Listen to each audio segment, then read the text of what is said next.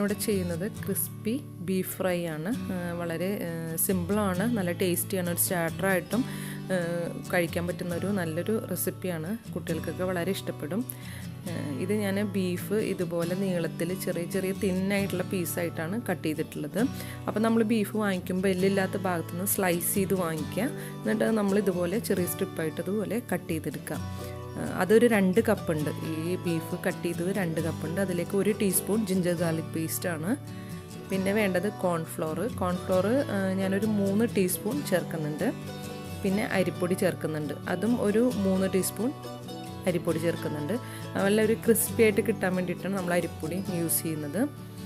അതൊരു 3 ടീസ്പൂൺ ഉണ്ട്. പിന്നെ 1.5 ടീസ്പൂൺ മുളക് പൊടി, 1/2 ടീസ്പൂൺ പെപ്പർ പൗഡർ.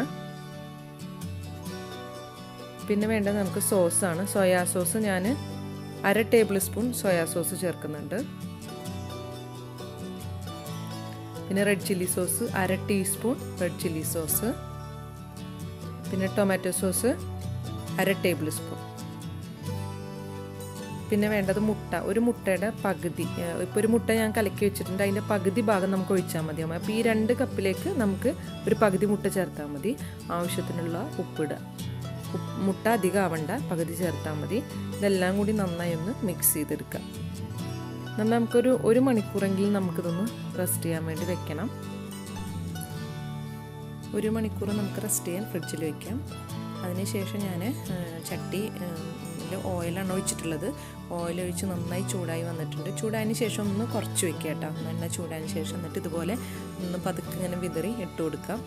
അപ്പോൾ നമുക്ക് കുറച്ച് മുട്ട ചേർത്തുകൊണ്ട് തന്നെ നമുക്ക് ഇതുപോലെ ഒറ്റയായിട്ട് തന്നെ വിട്ട് കിട്ടും. അപ്പോൾ നമുക്കിതുപോലെ ചെറിയ തീയിൽ വെച്ചിട്ട് കുറച്ച് ചൂടായതിന് ശേഷം കുറച്ച് മീഡിയം ഫ്ലെയിമിൽ വെച്ചിട്ട് നമുക്കിതുപോലെ ഫ്രൈ ചെയ്തെടുക്കാം.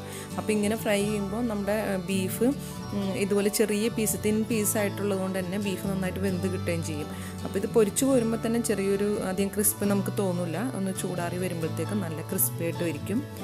നല്ല ടേസ്റ്റാണ്. കുട്ടികൾക്കൊക്കെ വളരെ ഇഷ്ടപ്പെടും. ചിപ്സ് പോലെ തന്നെ നമുക്ക് കഴിക്കാൻ നല്ല ടേസ്റ്റാണ്. അപ്പോൾ കുട്ടികൾക്കൊക്കെ നല്ല ഇഷ്ടപ്പെടും. എല്ലാവരും ഒന്ന് ട്രൈ ചെയ്ത് നോക്കുക. അഭിപ്രായങ്ങൾ കമൻറ്റ് ബോക്സിലിടാം. Thank you.